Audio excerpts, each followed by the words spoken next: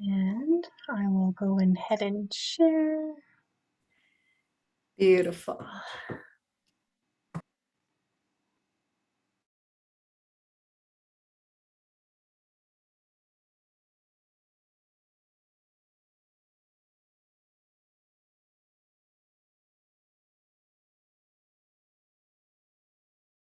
Okay, you should be able to share now, and always just have to make it public. So if you are watching this live on Facebook or on the replay, feel free to share. Same if you're checking this out on YouTube.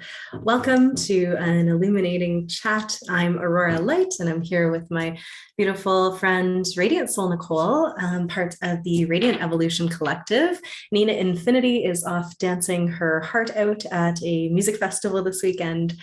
But Nicole and I really wanted to come on and speak into conscious creation and choosing actively what it is that you are doing with the energy that is all around you to consciously create or co-create the life that you are living.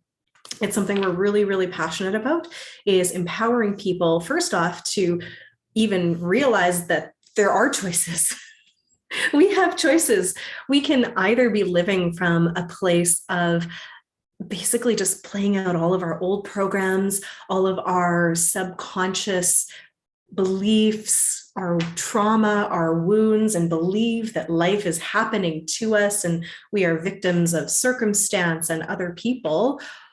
Or we can understand that we do have the agency to choose not necessarily what's happening around us, because in this game we're always co-creating with other people, but we can respond with consciousness. We can do the things that we need to do to transform all of the beliefs to of victimhood and saying that we can't control any of it, and we're just going to be basically life is going to be happening at us, to us, right? Or we can take that consciousness and say, how am I going to respond?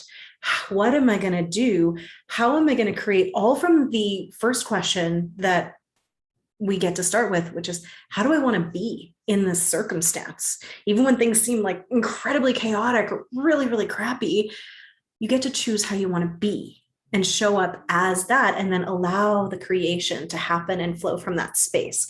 So we're going to be chatting today about what that process has been like for us, what it's allowed us to do, shifting that perspective and vibrational frequency, and what we're co-creating right now with that energy.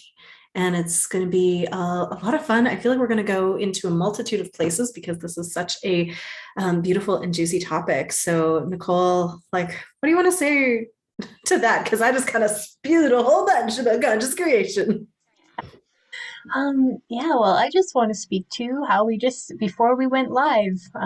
So typically every week, and before we go live, whether it's in here or in the playground, whatever we're doing, we always drop into sacred space for set our intention. We do that when we're meeting for, meetings as well, all those things, because it helps us, stretch the energy so much easier. And we were about to just go live, and I'm like, oh wait, we haven't checked in yet. And now we've activated our sparkle fields, connected to the highest, our high selves. And I feel like that just opens a channel for us to be able to flow and direct the energy so much more. And that's just, like when we talk about embodiment, embodying this, it's not just like we don't go to a ceremony and just do this once a month or something like that. Like everything we do is consciously created in our lives. And even in the morning time, when I don't always do it every day, but often I will fill out my journal pages, and which I created, since we're talking about creation. And one of the questions is, how do I want to be or feel today? And that sets the direction for the rest of my day. The days that I don't do it, like sometimes it's okay, but if I am feeling off and I don't do that, then I can end up like spiraling in that negative or downward or just icky more spiral. And it's so much easier to just be like, hey, in the morning, like, I want to be peace today. And so then I don't even have to think about it throughout the day. I automatically have set that intention and have done like so much work because it does take practice. You have to do a lot of, transmutation and getting rid of those old unsupportive beliefs and all of that, and mindset and healing trauma and healing your nervous system and all of those things first. And so I say I just do that, and then my day like flows so beautifully. It's because I've spent like 10 years practicing this. And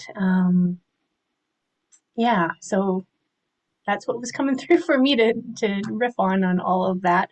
Is it's just so important to practice creating what you want, because so many of us, I think, when we have awakenings, it's because we're all of a sudden we look at our life and we're like, I didn't really choose this. I'm here and I did the things to get myself here, but I wasn't like fully in. I did it because I thought I was supposed to, or I did it because this was just the program I was running.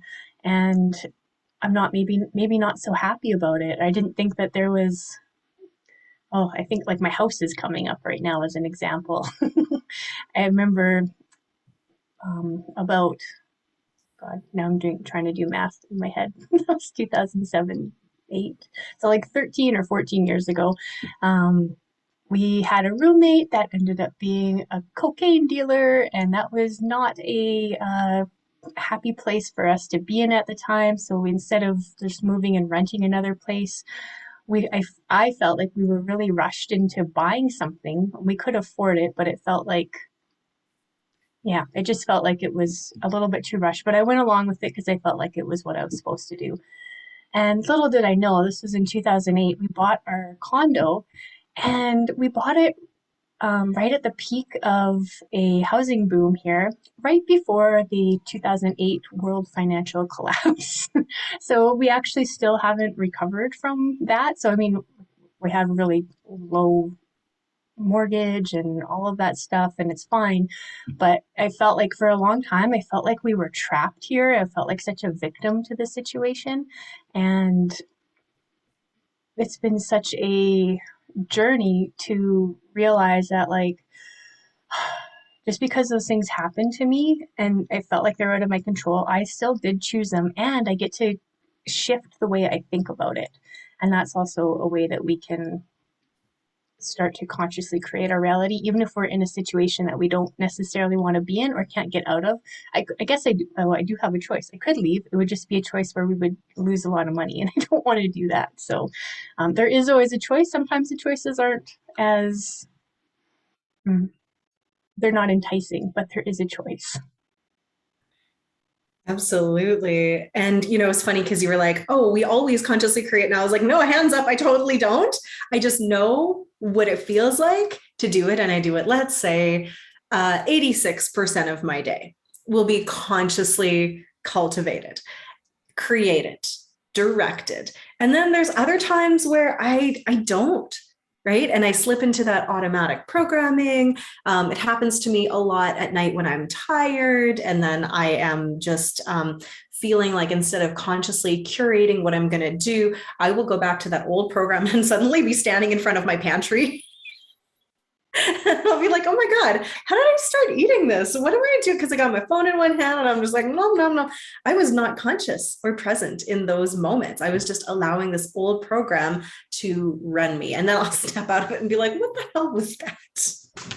So if you have ever done that, feel free to make it feel like I'm not alone in the comments. We can easily fall back on those patterns, especially if we're feeling depleted or if we're bumping up against any kind of lack or scarcity programming. For me, it's often when I'm just feeling like, oh my God, I'm so tired from doing bedtime every night, that kind of thing with my daughter. But I loved your example about conscious creation and how you were in a space where you didn't consciously choose this. It was kind of all of the programs, all of the narrative, and some of the flow leading you to where you are. And then you got to shift the mindset, because that's really the thing. It's about our perspective, right? You can't always change the circumstances around you. We're not saying that. The game that we are currently playing is co-created. So stuff is going to happen around you, but you can either react to it from that reactionary space of playing out all the programs, triggers, beliefs, wounding, trauma, that kind of thing, or you can choose, how do I want to be, like you were saying, in this situation. And then from that beingness, from that place, and you get to choose if it's peaceful or if it's powerful or if it's just feeling calm or if it's feeling ecstatic bliss. Like you really do get to choose with these processes that you can use with practice.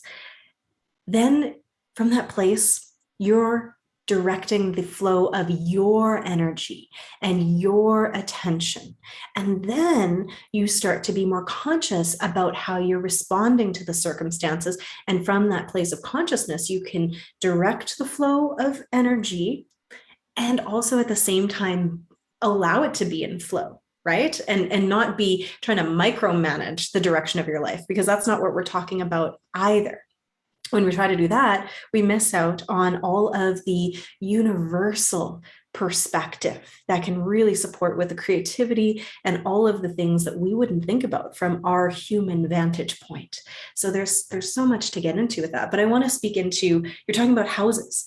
So I have always been a renter. I've never wanted or desired to own something in my present moment. And for me, it's always felt like buying my freedom, right? As opposed to being locked in. With all of the Sagittarius in my chart, being trapped somewhere does not feel appealing. So I have consciously waited on purpose. I've had lots of times where I could have decided to go ahead and purchase something, but it would have made me feel trapped. So I stood there like that, even before I knew what belief repatterning was, going like, I could choose to buy something because that's what I should do, and then feel trapped and resentful because if I want to move, or if I don't like the place, or if I want to go traveling, like I would feel limited.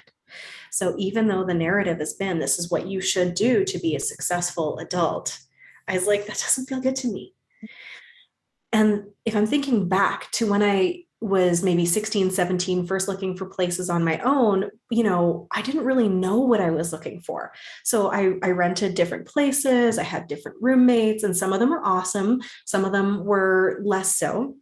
But it was through the practice of the aligned action of seeing what I liked and what I didn't like that allowed me to bring more consciousness into that process of finding a place to live.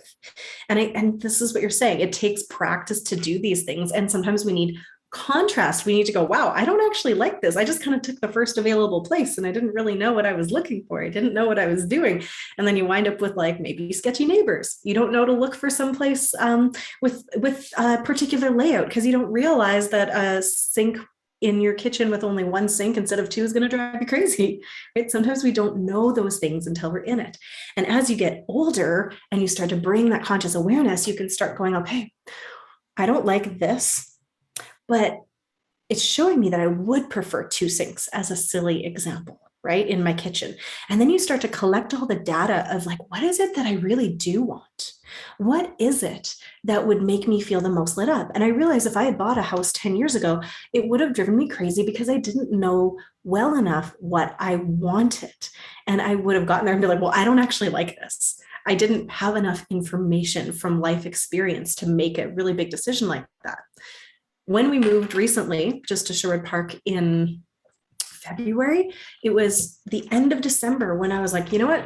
I want to move to Sherwood Park. There was a whole bunch going around that decision, but I was like, don't want to buy anything. That feels too rushed. I need to get there by X day to be available for the school registration. But I was like, what do I want? And me and my husband had talked about it in our next home, and we wrote it all out. And within 3 days, I was able to find the exact listing for the place that I wanted. Ticked all the boxes, a lot of things better than I could expect. And we did get the place because I also called on friends like Nicole. I'm like, hey, can you hold space for me? Because I really want to live in this space, right? Unless there's something even better for us. Because I was surrendered. I was like, if it's in the highest and best good to not get this place, universe, I trust you.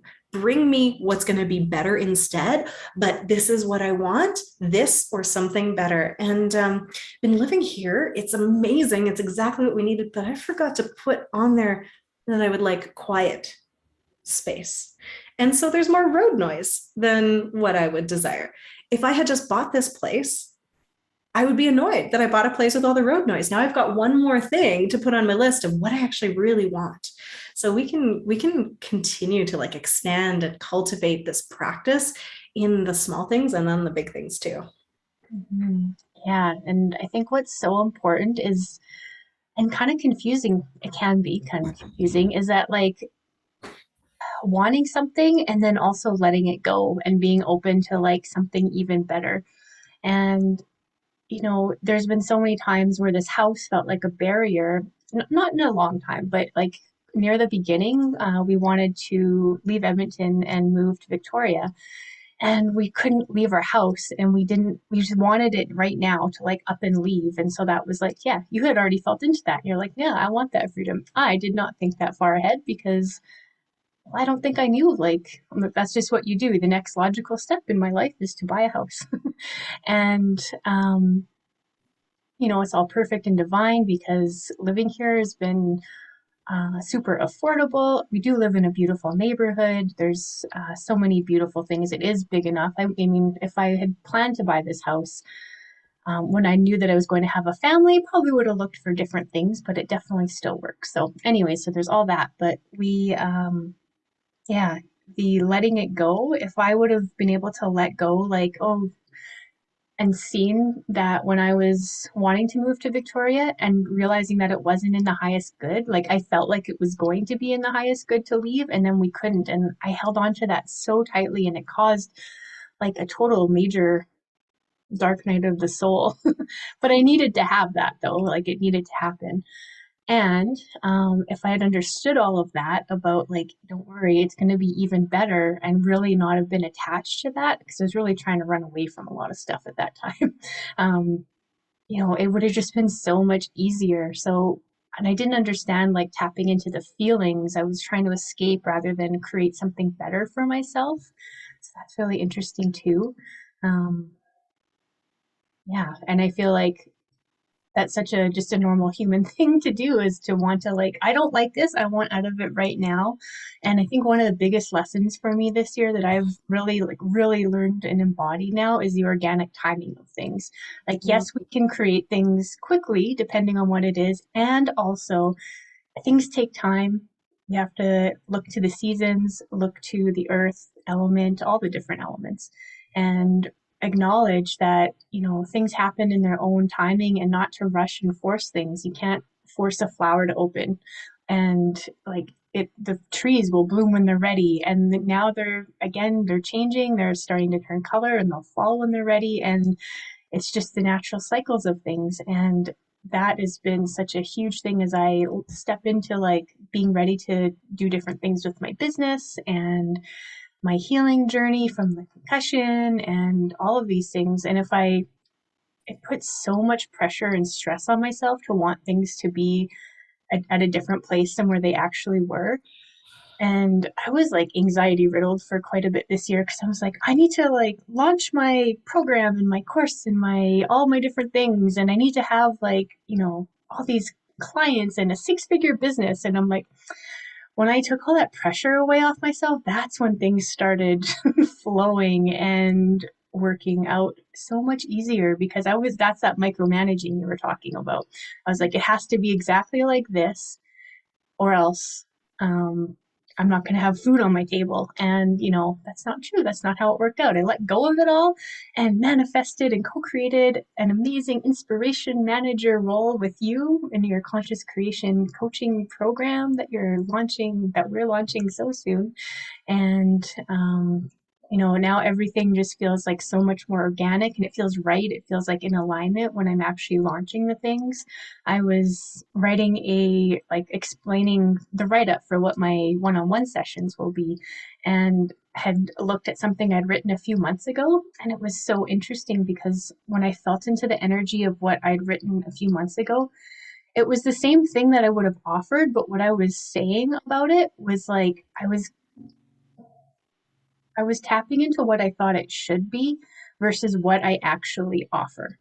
And I Mm. could feel such a different energy, because I was basically coming at it like, what I have to offer isn't good enough, so I need to tell you that it's even better than what it actually is.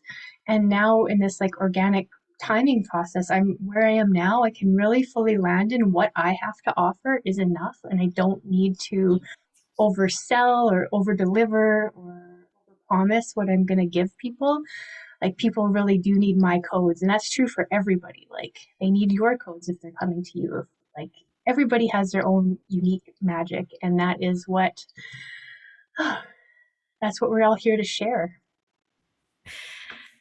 Yes. Oh, you touched on so many things that I just want to talk about. First off, with the organic timing thing, that was such a huge lesson for me because I do have conscious memories of being in other realms. Creation is like a thought, creation is like at that mental and causal realm level.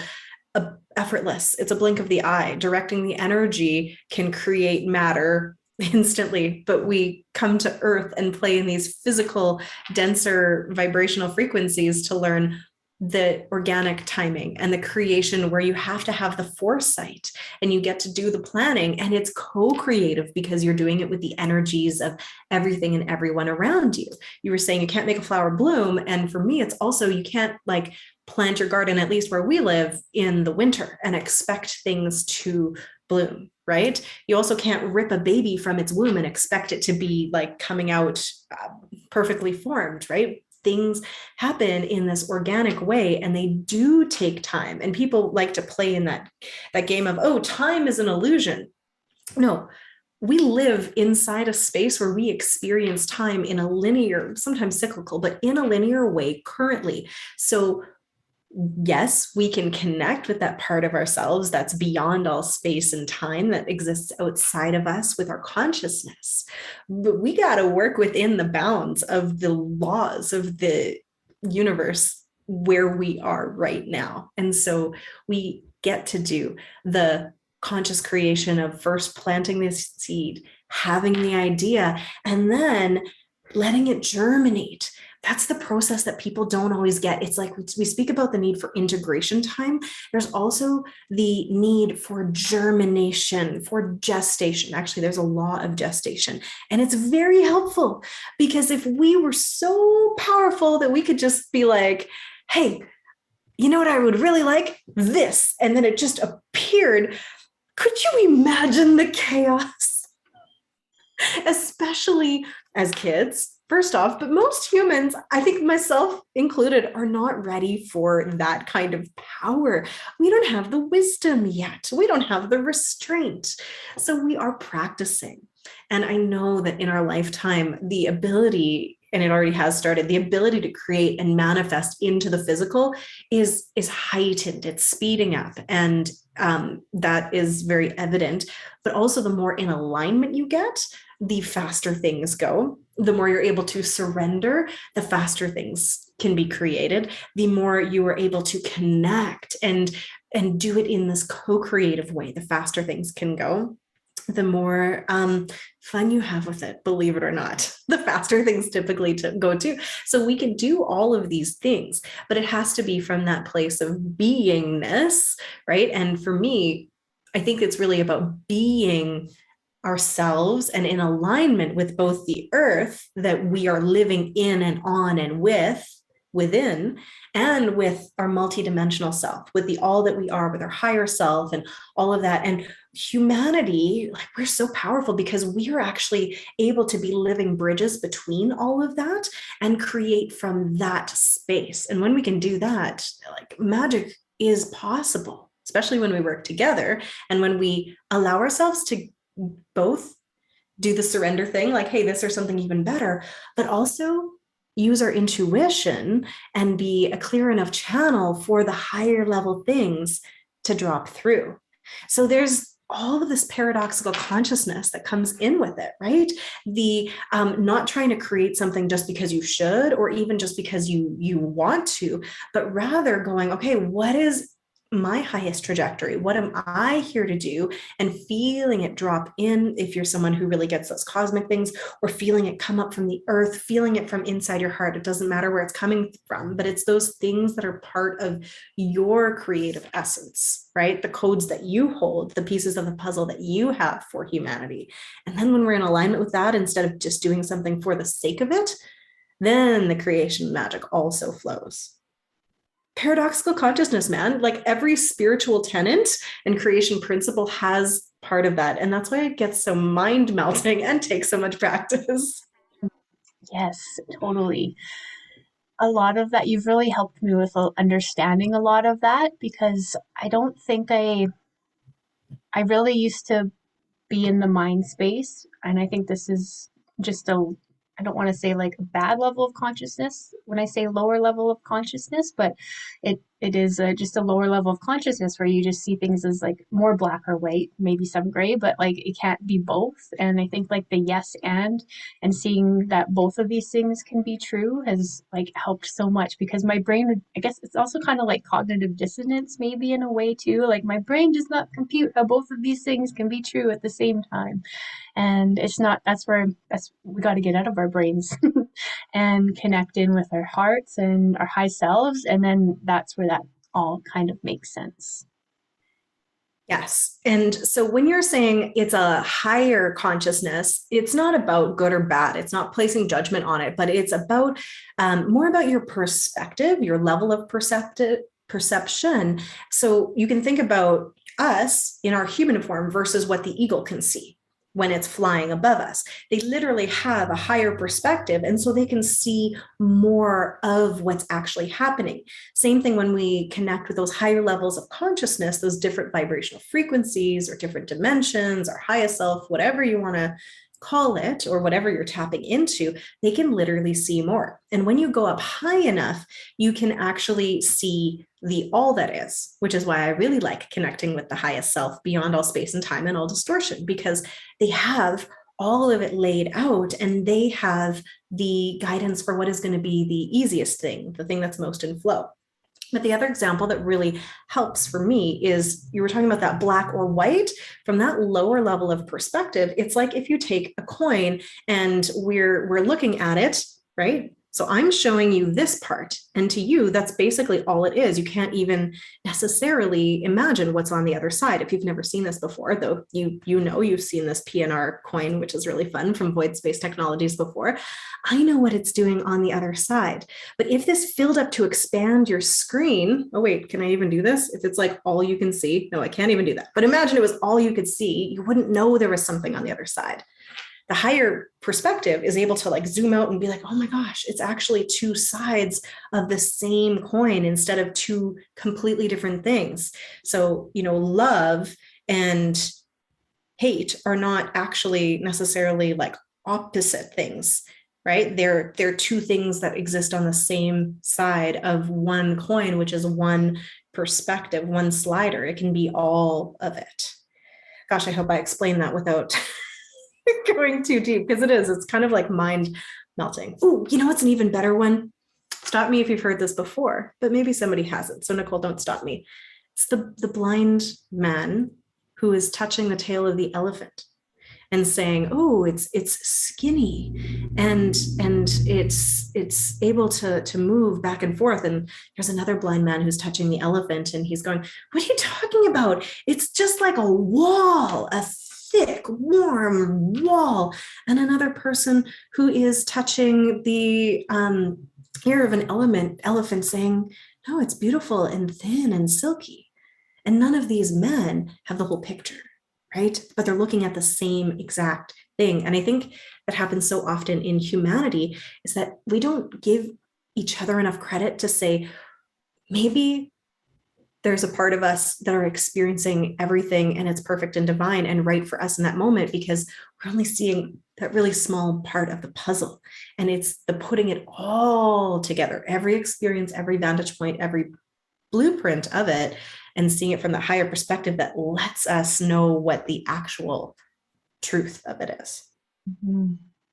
Yes, I love that example. And that's really trying to remember all of that is what's helping me navigate through the times that we're living in right now because it does seem like things are like polarized to the max and everybody is not everybody but so many are very vocal about what they believe is the truth and everybody else is wrong because they don't believe the same thing and whew, I really try to stay out of that And also I have like my own human emotions and, feel certain ways about things also. And so it's really a great practice of allowing people to have their experience, know that they have their truth that's been based on all of the experiences that they've had in their lives, all of the, beliefs, all the traumas, like everything, all the books they've read and the media they've consumed has led them to be where they are. And their experience is their experience. And it's not my job to change them, to change their minds. It's my job to accept what they believe as their truth. And if I don't agree with it, to, to be okay with that. And sometimes it's hard because sometimes I may feel their truths can be harmful to other people. So that's where it can be really challenging. And I think that's probably true for, what everybody believes. They believe that the other side is being harmful to others in some way or another. And, you know, that's where having that higher perspective and being able to zoom out and see all of that is so helpful. One thing that we were talking about before this is I saw some people commenting on posts about how if you've had the vaccine, then you are not being able to go into this new earth that we're creating as conscious creators. And I was like, oh no, that does not feel like truth to me. I feel like that's one side of the coin. And I feel like that's, in my perspective, that's it's a really fixed belief and it's not seeing the whole higher perspective.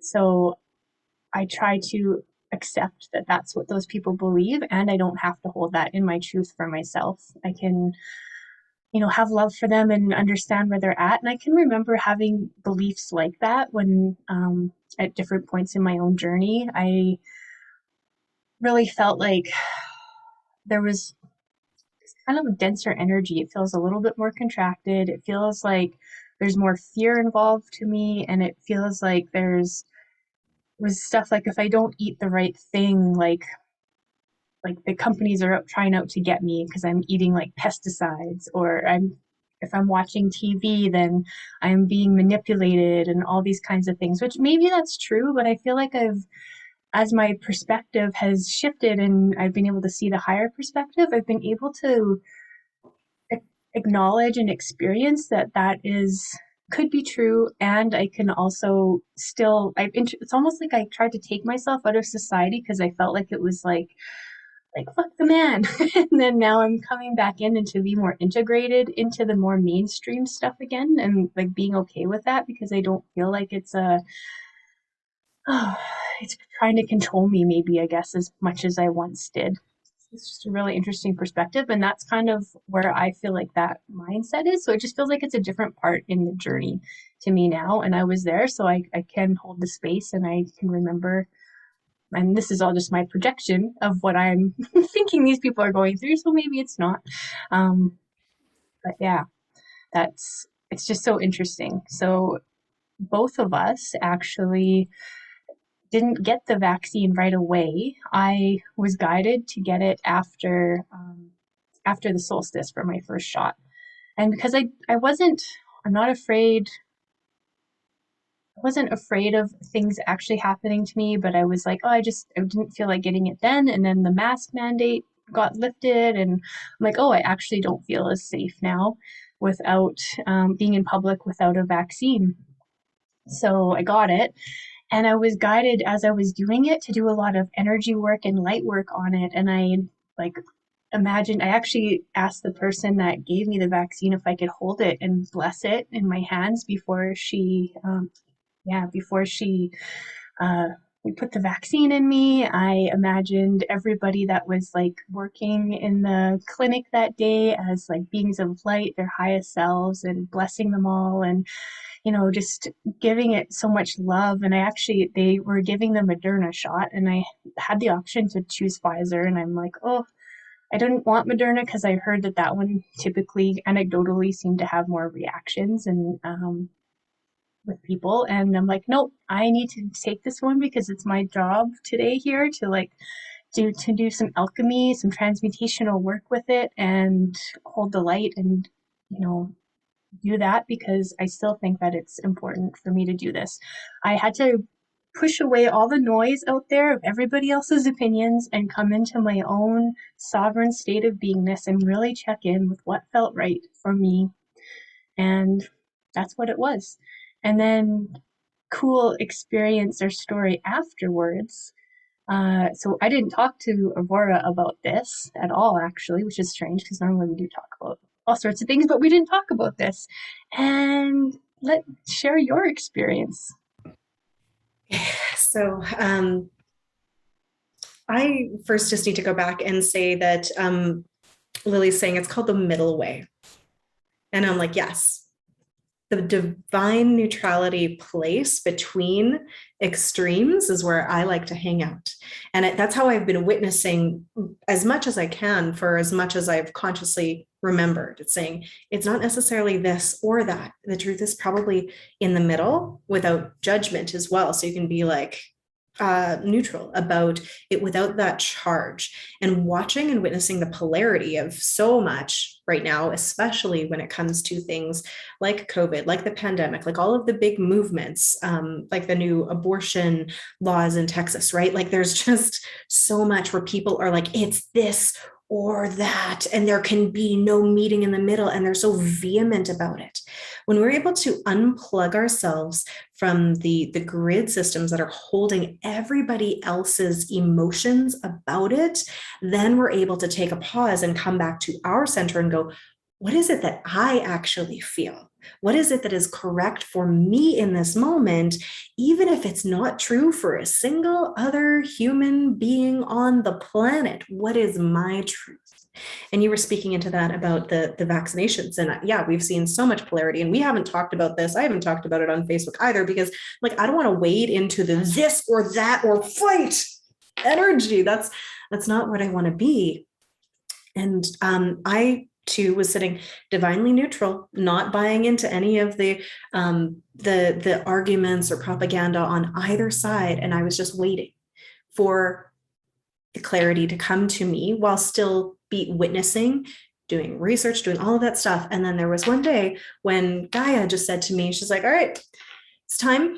I need you to go ahead and do your magic and be the alchemist that you are. You now are at a space in your development where you have the power to go in, take a vaccine like the Pfizer vaccine, which is the one that I choose, and you can unplug it from much of the fear grading system, and you can take it and transmute what is in that, both for yourself, do all of the healing work where it can't harm you, like don't even worry about that, but then you can ripple that out to other people as well. And so I did. I did ceremony. I went in prayer. I went in meditation. I went in deep connection with the earth, with my highest self, with all of my team. And I too was sitting there, and I didn't actually need to touch the thing. I didn't ask to bless it. I just sent this gold plasma healing light that I know that I can use for transformation, transmutation into it, sent blessings, rippled it out to everything. And honest to God, I felt freaking amazing the next 2 days. Like I was just blissed out because I had stepped up and into my truth, did what I was directed to do from my higher levels, basically stepped in on mission, removed the fear or any of those possibilities of the lower timelines occurring in my space, and just did what I came here to do, which is to anchor in the light and transmute a lot of that old programming and that old way of being. And yesterday, I just 2 days ago had the second dose of the vaccine, and I went in and I was going to do all the ceremony and do all that stuff, and it's like, no, it's already done. You just go, boop, no problem, and then go and have an amazing day, have zero reactions. Now your mileage may vary. I am not saying that you need to do what Nicole and I did, but this was our truth that we then shared with each other, and we're like, oh my God, you were told to do this alchemy thing too? Cool. And then I speak to a few of my other conscious creator friends. Turns out, under the radar, there had been many of us who were tasked with doing this healing. And we didn't go and blast it all over Facebook, right? We're speaking into it now because it felt divinely aligned, right? It felt like the time to speak into it. But you have to understand, a lot of this work is being done in the background, right? A lot of people are working on healing and clearing and alchemizing, deconstructing old programs, old patterns behind the scenes without telling everybody what's going on. And the work that is happening is rippling out, and it's affecting so many hearts and so many people.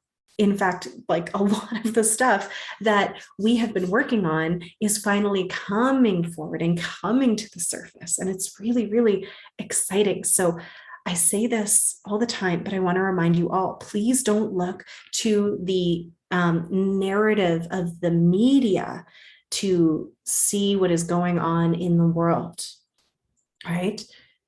You cannot see what's happening already physicalized out there because it's happening in the energetics first. And the stuff that we have done is being physicalized now. And actually, there's a lot of really cool stuff that's out there. So becoming neutral about what you're witnessing and unplugging from it is what I said in my September energy interpretation is absolutely essential for right now.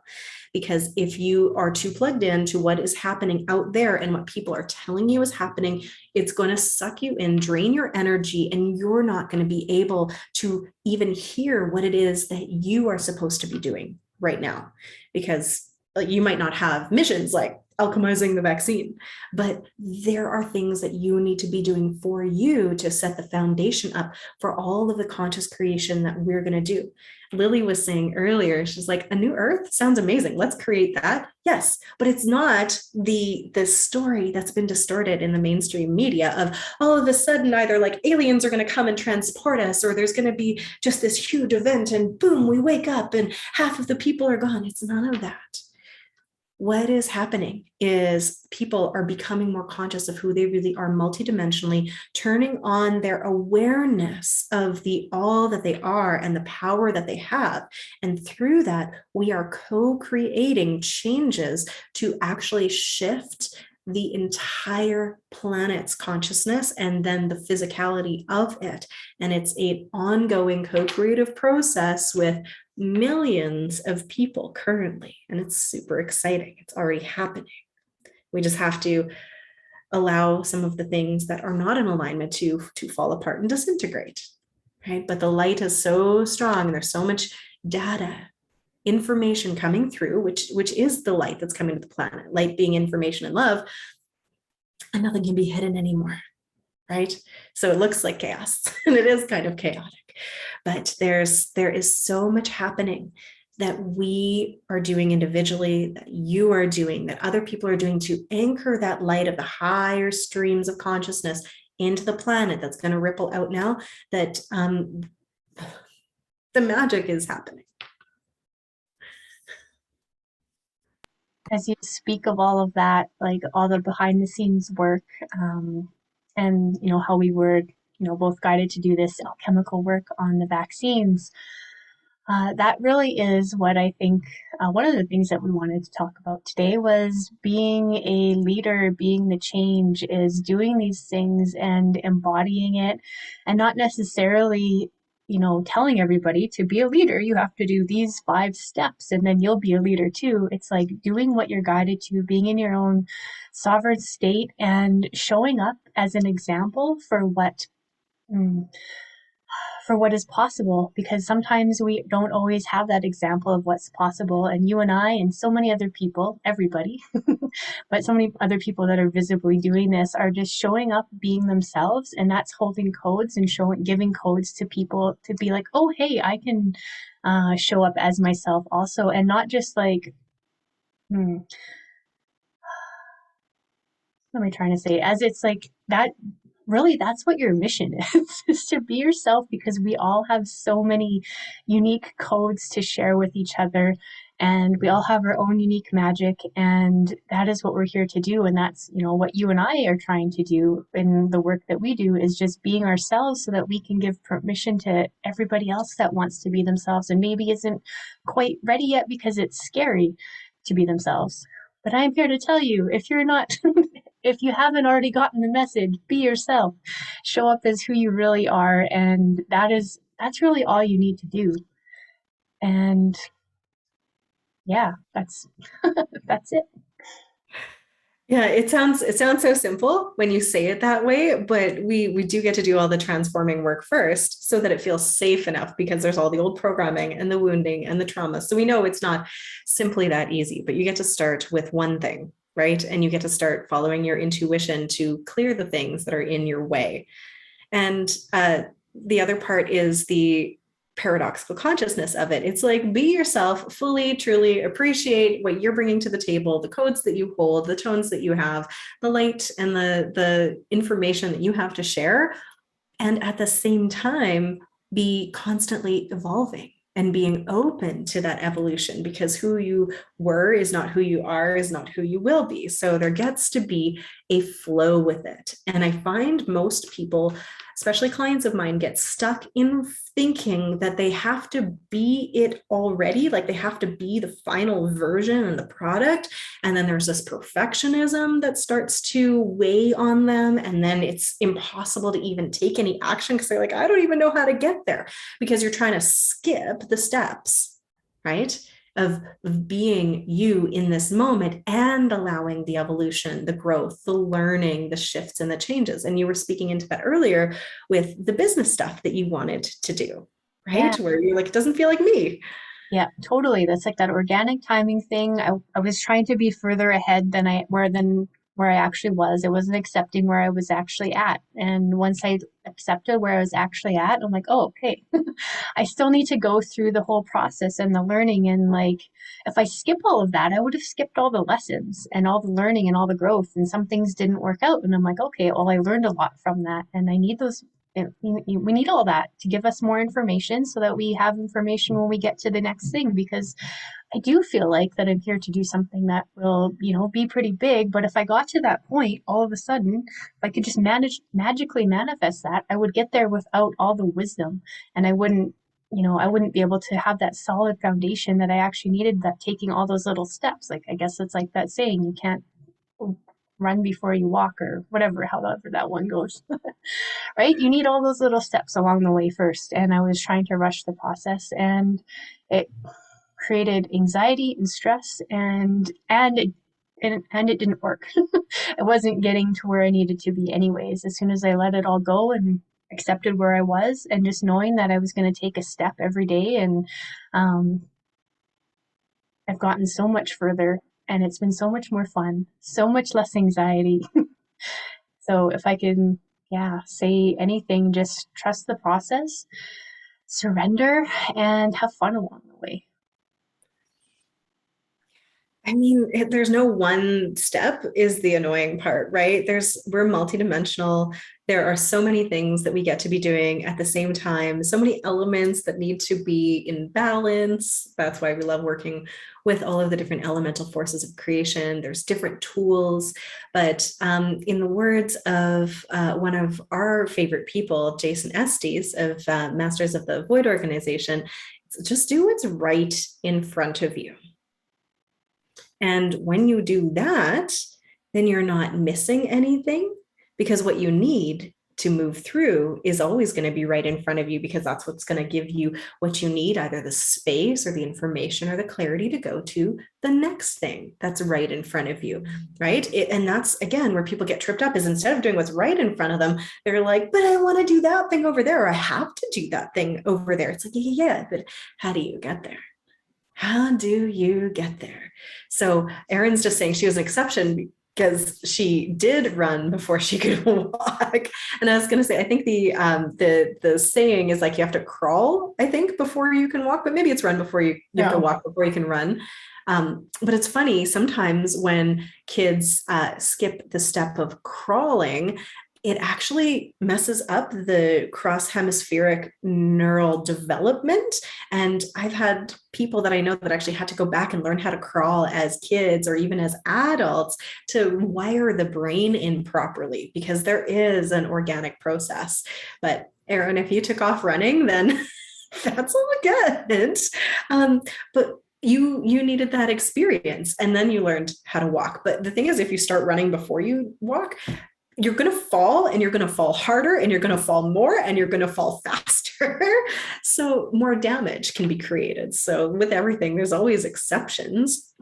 But typically, If we do something that's like not how we should, we make a mistake, it's just another opportunity for learning.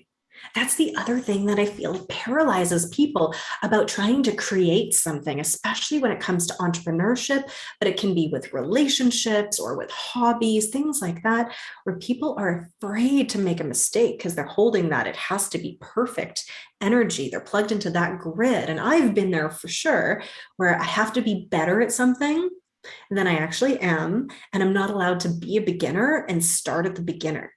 Right. And I am someone who is naturally good at a lot of things. So I preferred doing the things that I was naturally good at because there was a biofeedback loop that felt really good.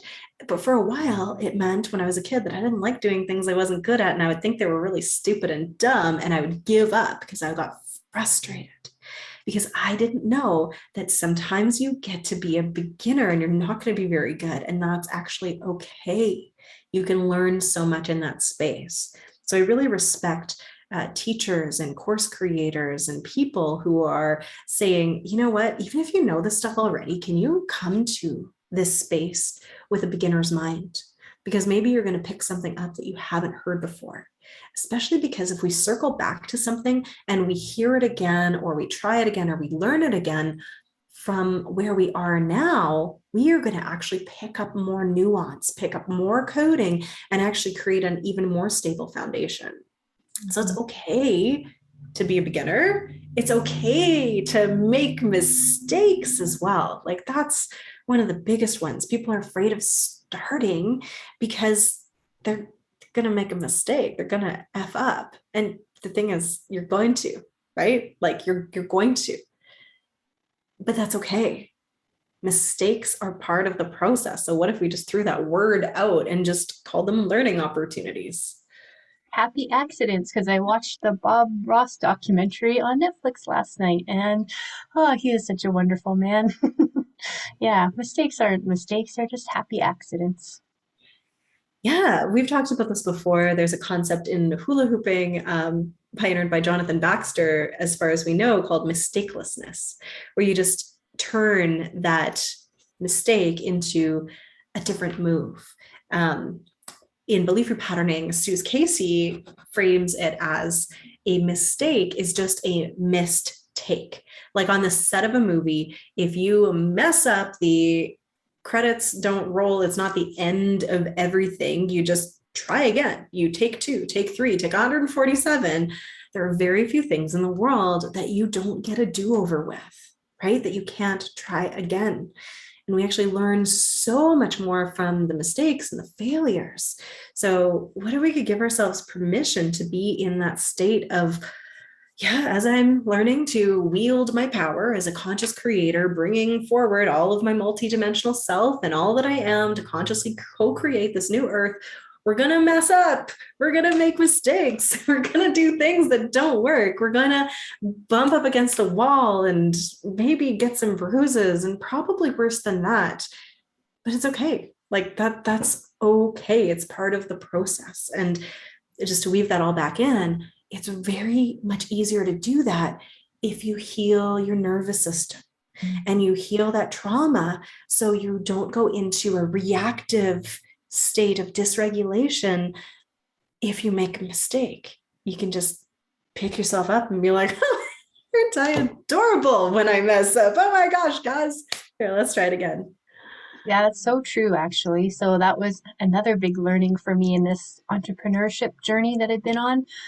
In the past, if I made a mistake in my corporate job, I would like, oh, it would, well, now I realize it would just regulate my nervous system and it would send me into a trauma response. And I quickly realized that I cannot do that as an entrepreneur. I cannot keep playing that old trauma patterning because it was not supportive and I'm going to make mistakes and I can't like punish myself every time that I make a mistake and not view it as a learning opportunity. And I'm trying to remember now what the big thing was, but it definitely was a trauma response that I was running. And I had to do a lot of trauma healing on that on myself and through with some support of other people this year so that I could actually like truly forgive myself where I made a mistake. And um I do have to say, then I noticed after I did that work, something happened. I don't remember even what it was, but and really had to celebrate myself because where in the past I would have like honestly gone into this punishment thing where I would like doom scroll and like not go to bed or not eat because I was like that was my response, like, oh, I'm such a bad person because I made this mistake, whatever it was.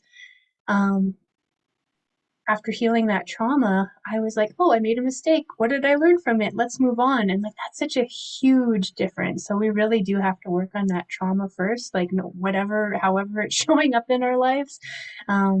If you're feeling like super anxious or just, having these strange reactions of like, I can't take care of myself because I made a mistake, like, that was a pretty severe one. And honestly, that was sometime in 2021 I dealt with that. So wild. So, what I really heard when you were saying that is being outside of that reactive, dysregulated state allows you to take personal responsibility, look at it going like, I made a mistake, own it. Then you go, what did I learn? You take that accountability and then you can put it into aligned action.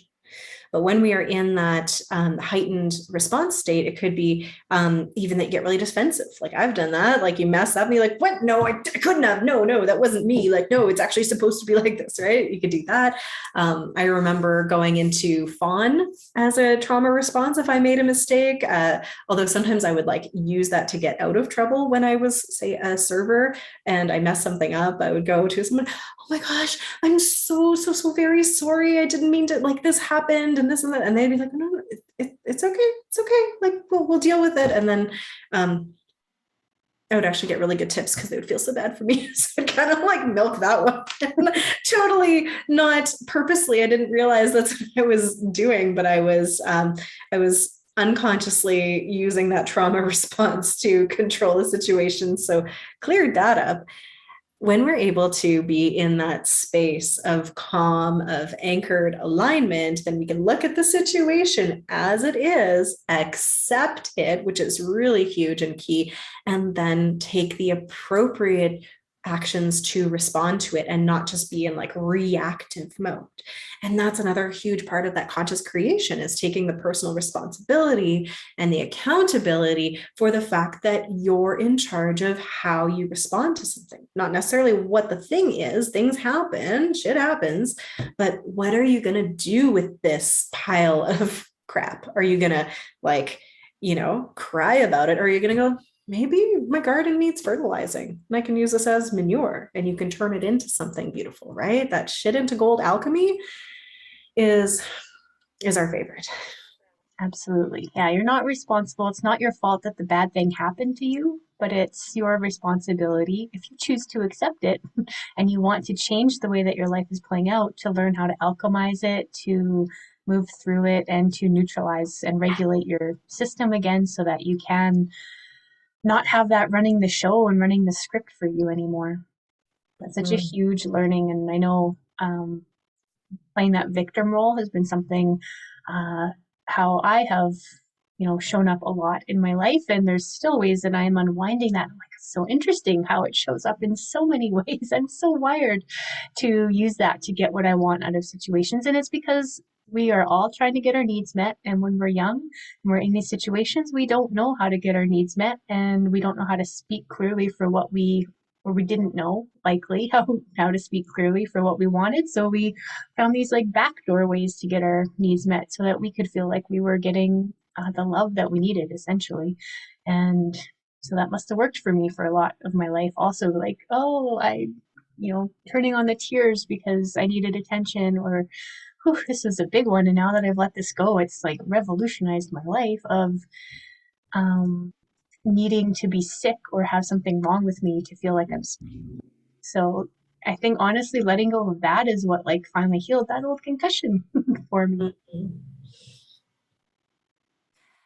And Yeah. now when I notice these things coming up, I'm like, oh, my mind, like there's like still like they're still there, some of the programs, but there's less and less. And then I'll start to do it. I'm like, nope, we don't play this game anymore. like, I'm like, okay, all right, no playing this game anymore. And it still does send me into, you know, tizzy a little bit sometimes, but I'm getting like there's way and way less, and it's just like who knows, maybe this will still be showing up in my whole for like the rest of my life in some ways because there's always something more to unlearn and more to do. And I also can recognize how far I've come as well. Hmm. Let's just take a moment to destroy and uncreate all of the ideas that we are not able to heal completely and thoroughly and actually embody a different way of being. Yeah, yeah. Yeah, you can pock and pot it.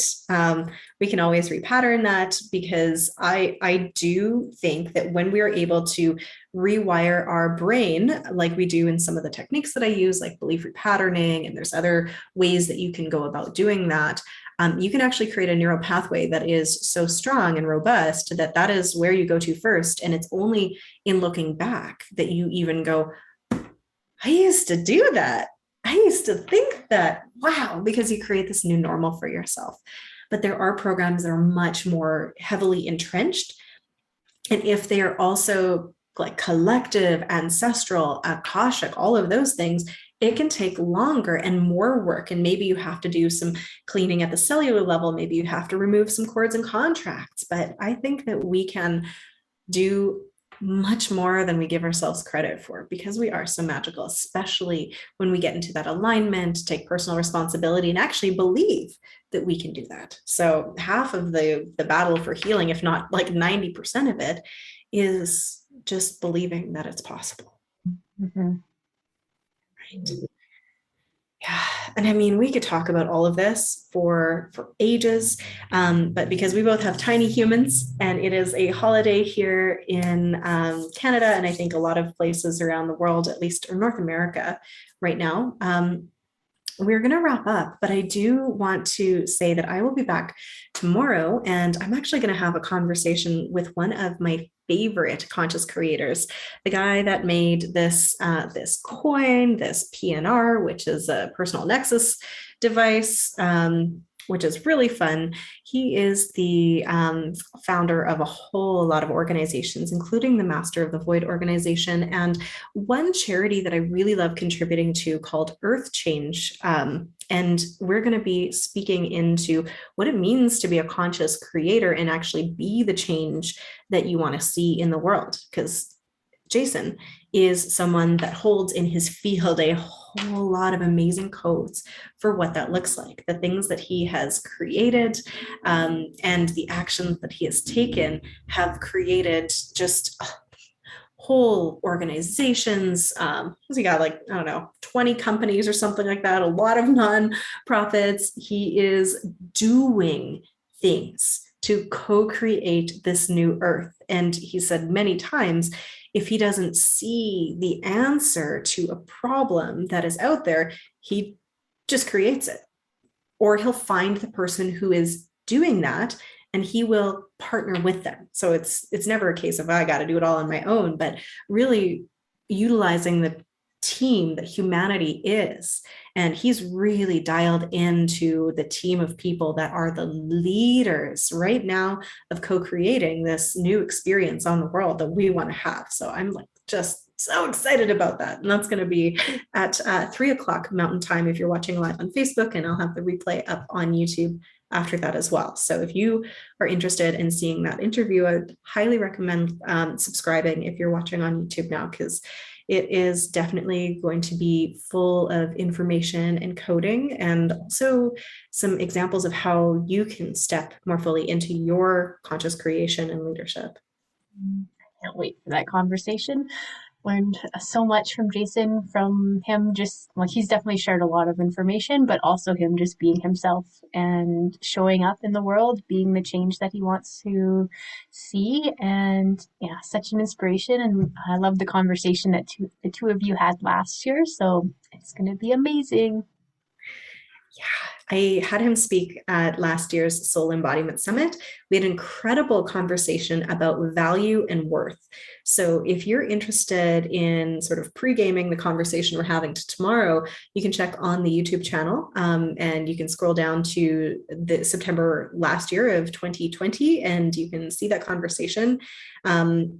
it was really incredible. And I think a lot of what he actually spoke into in that convo would really add to what we said today. So I think I'm going to go back and rewatch it because I'm going to pick up new coding from it. And it was really about the value and the worth, that worthiness that we hold so that we can be conscious creators, and how we get there and why we don't have like all of our powers and abilities online right at the beginning, because we have to basically earn them. We have to be able to show that we can be responsible with what we have, and then we're given more. So that's another huge code for conscious creation. It's you got to deal with what's right in front of you and what you have responsibly before you can level up. It's the same thing that we talked about in our intuition episode, where if you're getting a download, an intuition about an action that you need to take for your highest and best good, and you don't act on it, you're not going to get a lot more until you actually do. If you stop yourself from doing the things that you're here to do, then you're not going to be given any more to deal with.